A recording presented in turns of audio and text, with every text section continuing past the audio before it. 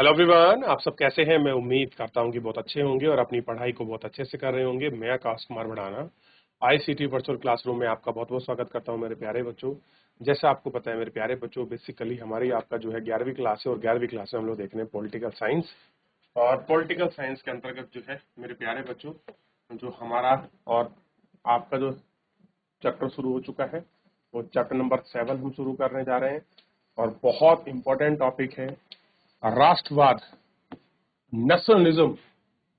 और राष्ट्रवाद की थ्योरी बड़ी अलग है और यूनिक है। अगर आप पढ़ोगे तो आपको बहुत कुछ इस स्टोरी से आपको पढ़ने और सीखने के लिए मौका मिलेगा कि राष्ट्रवाद है क्या, किसको कहते हैं राष्ट्रवाद, और कैसे परिचय है राष्ट्रवाद का, और आप किसको राष्ट्रवाद मानेंगे। ये सारे देखने की चीजें एक एक करके हमको देखना और महसूस करना होगा कि आखिर में राष्ट्रवाद है क्या। राष्ट्रवाद, राष्ट्र शब्द के प्रति आप राष्ट्रवाद के प्रति आम समझ क्या है। मोटे तौर पर जनता की राय ले तो हम इस सिलसिले में देशभक्त, राष्ट्रीय ध्वज, देश के लिए बलिदान जैसी बातें सुनेंगे। दिल्ली में गणतंत्र दिवस की परेड पर भारतीय राष्ट्रवाद को बेजोड़ प्रतीक है। यह प्रतीक सत्ता और शक्ति के साथ विविधता की भावना के मार्ग प्रदर्शित करता है। कई लोग इस विविधता को भारतीय राष्ट्रीयता से जोड़ते हैं। हम गहराई में जाने की कोशिश करते हैं तो पाएंगे कि राष्ट्रवाद की सुस्पष्टता और सर्वमान्य परिभाषा आसान नहीं है। इसका मतलब यह नहीं है कि हमें अपना प्रयास छोड़ देना चाहिए। राष्ट्रवाद का अध्ययन करना इसलिए भी जरूरी है क्योंकि वैश्विक मामलों में यह बहुत महत्वपूर्ण भूमिका निभाता है। क्या करता है? वैश्विक मामलों में ये बहुत महत्वपूर्ण जो भूमिका है वो आपके निभाता है। ये हमको क्या करता है? बहुत सारे मामलों में वैश्विक भूमिका निभाता है। पिछले 2 दशकों के दौरान राष्ट्रवाद में अनेक ऐसे सम्मोहक राजनीतिक सिद्धांत रूप से उभरे हैं जिसमें इतिहास रचने के योगदान किए हैं। उत्कृष्ट निष्ठाओं के साथ साथ गहरे विद्वेषण की प्रेरित किया है। इससे जनता को जोड़ना, विभाजित किया है। इसमें अत्याचारी शासन से मुक्ति दिलाने मदद करने के साथ साथ विरोध, कटुता की युद्ध के कारण भी रहा है। साम्राज्यों और राष्ट्र की ध्वस्त होने के कारण भी एक कारण यह है कि राष्ट्रवादी संघर्ष और साम्राज्य की सीमाओं का निर्धारण पुनर्निर्धारित में योगदान है। आज दुनिया भर का एक बड़ा भाग राष्ट्र राज्यों में बटा हुआ है। हालांकि राष्ट्र की सीमाओं में पुनर्संयोजित की प्रक्रिया अभी भी खत्म नहीं हुई है। मौजूदा राष्ट्र के अंदर ही एक अलग बात, अलग सहमति हमको दिखाई देती है। आप देखेंगे किस तरह की हम राष्ट्र राज्य की बात कर रहे हैं, किस तरह के हम राष्ट्र की बात कर रहे हैं। हमारा राष्ट्र है, हम किसकी बात कर रहे हैं? क्या हम कटुताओं, संघर्षताओं, सीमाओं, निर्धनताओं की बात कर रहे हैं, निर्धारणाओं की, या फिर हम एक ऐसे राष्ट्र की बात कर रहे हैं जो बड़ा है, राष्ट्र राज्यों में बटा हुआ है, राष्ट्र की सीमा को जो प्रक्रिया संयोजन है वो अभी खत्म नहीं हुई, राष्ट्र के अंदर जो अलगाववादी तत्व हैं वो संघर्ष भी आम है। इन सब चीजों पर हम लोग बात करें। राष्ट्रवाद के कई चरण होकर गुजरता है। कह रहे कोई राष्ट्रवाद है वो कई चरणों से, कई स्टेप से होकर गुजरता है। उदाहरण के लिए 19वीं शताब्दी के यूरोप में इनकी छोटी छोटी राष्ट्रों के एकीकरण का 72 राष्ट्र राज्यों की स्थापना का मार्ग प्रशस्त करता है। आज के जर्मन और इटली का गठन एकीकरण और सुदृढ़ की इसी प्रक्रिया के जरिए हुआ है। लालतानिया अमेरिका में बड़े संख्या में नए राज्यों की स्थापना की गई।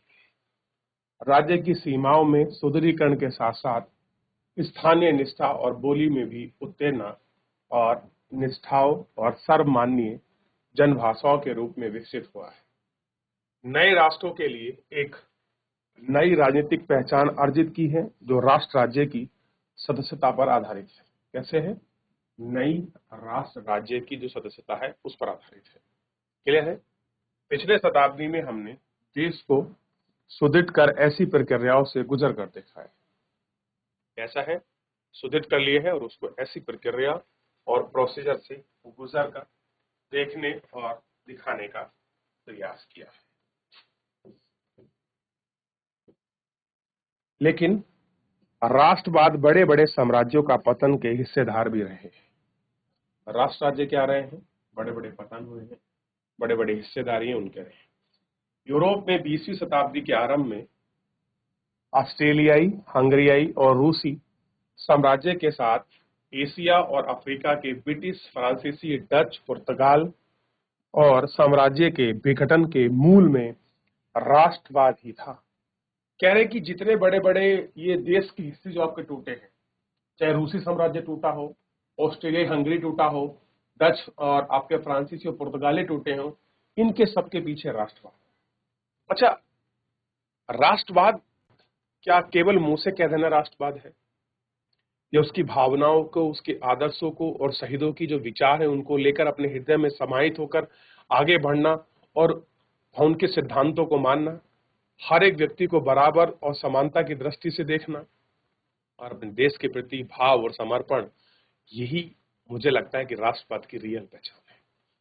लेकिन राष्ट्रवाद स्थानीय निष्ठाएं, स्थानीय बोली, स्थानीय सुदृढ़ीकरण, जातीय की तरफ, ये लोगों को एक ध्रुव की तरफ, एक दूसरे की तरफ या एक निष्ठावान होने की तरफ ले जाता है और कहते हैं कि शायद ये हमारी विकसितता है, और ये ऐसा नहीं है। हम इसको डेवलप की कैटेगरी में या नेशनलिज्म की कैटेगरी में नहीं रख सकते, क्योंकि उसकी परिभाषाएं बड़ी यूनिक और बड़ी अलग है।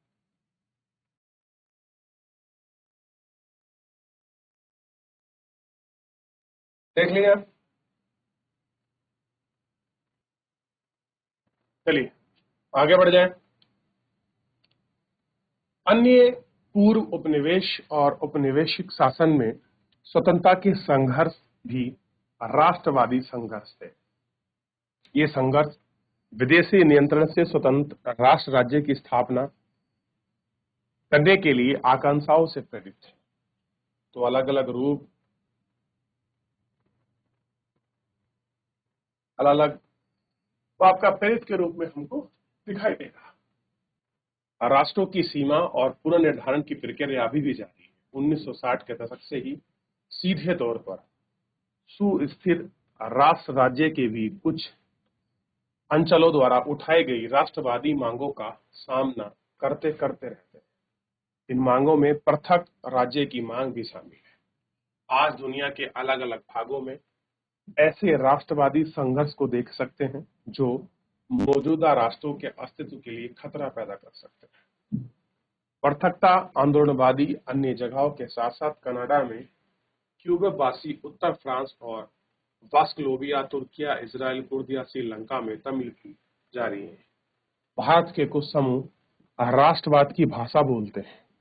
आज भी अरबी राष्ट्रवाद का तमाम अरबी देशों में एक ही अखिल अरब संघ की एकरूपता की उम्मीद का पा लग सकता है। कहीं पर हम भाषा के बात के आधार पर हम कहते हैं कि ये हमारा राष्ट्र क्लियर है। लेकिन वाक्स और तुर्क जैसी पृथककारी आंदोलन ने के मौजूद राज्य में विखंडन संघर्षरत जारी रहा है।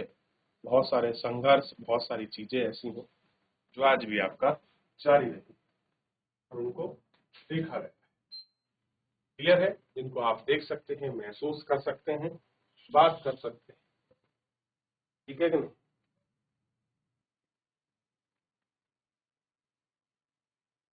चलिए देखिए यार, यहाँ तक कोई डाउट, कोई क्वेरी? चलिए देख रहे हैं, आगे बढ़ने का प्रयास भी करेंगे कि आखिर में किस प्रकार, कैसे कैसे ये सब कुछ हो रहा है और क्या चीजें हैं जिनको हम देख सकते हैं, महसूस कर सकते हैं। ठीक है, आगे बढ़ जाएं। चलिए,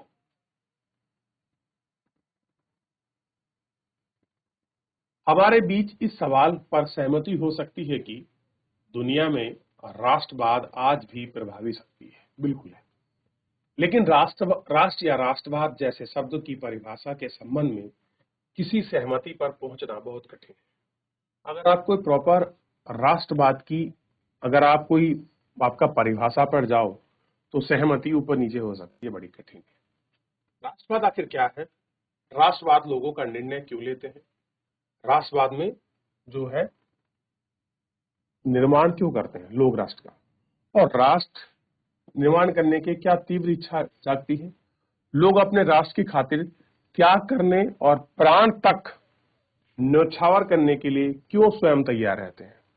राष्ट्रवाद यानी कि देशभक्ति के दावे राजकीय शक्ति के दावों से क्यों और कैसे जुड़े हैं। क्या राष्ट्रवाद को पृथक रहने या राष्ट्रीय आत्मनिर्माण का अधिकार प्राप्त है। क्या राज्य तत्व को स्वीकार करे बगैर राष्ट्र के तत्व को तुष्ट किया जा सकता है। इस आधार पर हम कुछ मुद्दों पर जांच पड़ताल करेंगे और उनको देखेंगे ये कैसा कुछ है कि जो ये बात करता है कि राष्ट्रवाद की परिभाषा या कैसा है, क्यों सब न्यौछावर है, इतना लोग राष्ट्र के लिए अपने प्राण तक देते हैं। हो गया, आगे बढ़े।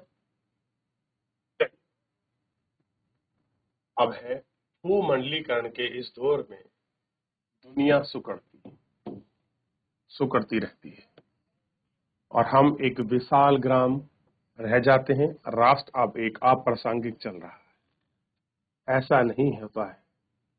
राष्ट्रवाद अब कोई प्रासंगिक है। आप तब इसे देख सकते हैं जब हम क्रिकेट टीम के बाहर खेलने जाते हैं, तब हम बाहर बसे भारतीयों को बॉलीवुड की फिल्मों की तरह देख पाते हैं। कैसा है? बॉलीवुड की फिल्मों की तरह देख। क्लियर है? चलिए आगे बढ़ेंगे।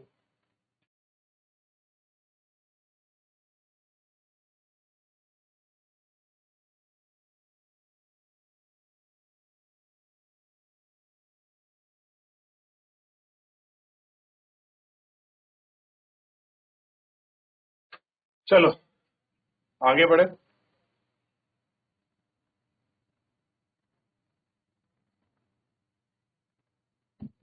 राष्ट्रवाद और राष्ट्रीय और राष्ट्रवाद। राष्ट्र जनता का कोई आकस्मिक समूह नहीं है, लेकिन यह मानव समाज में पाए जाने वाला समूह समुदाय से अलग है। यह परिवार से अलग है। परिवार तो प्रत्यक्ष संबंधों पर आधारित होता है। प्रत्येक सदस्य दूसरे समुदाय के व्यक्तिगत और चरित्र के बारे में व्यक्तिगत जानकारी रखते हैं। जनजातियां, जातियां और अन्य सहगोत्री समूह से भी इस समूह में विवाह वंश परंपरा को समाप्त में जोड़ी में देखते हैं। इसलिए हम सभी सदस्यों को व्यक्तिगत रूप से नहीं जाने होंगे और जरूरत पड़ने पर हम उनसे सूत्रों को ढूंढने निकल सकते हैं जो हम आपस में जोड़ते हैं। लेकिन राष्ट्र के सदस्य के रूप में हम अपने राष्ट्र के अधिकार सदस्यता को सीधे तौर पर ना कभी जान पाते हैं और न ही उनके वंशानुगत नाते को तोड़ने की जरूरत पड़ती है। फिर भी राष्ट्र के बावजूद लोग उनमें रहते हैं और उनका आदर करते हैं। रहते भी हैं और क्या करते हैं, उनको रेस्पेक्ट भी करते हैं। तो ये जुड़ाव है बेसिकली राष्ट्र और राष्ट्रवाद। राष्ट्रवाद क्या है? जनता का कोई आकस्मिक समूह नहीं है। ठीक है, देखिए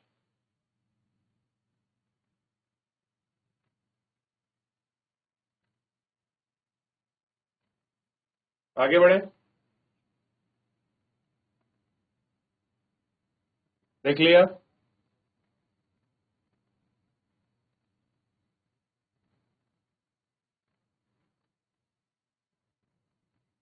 आगे बढ़ते हैं।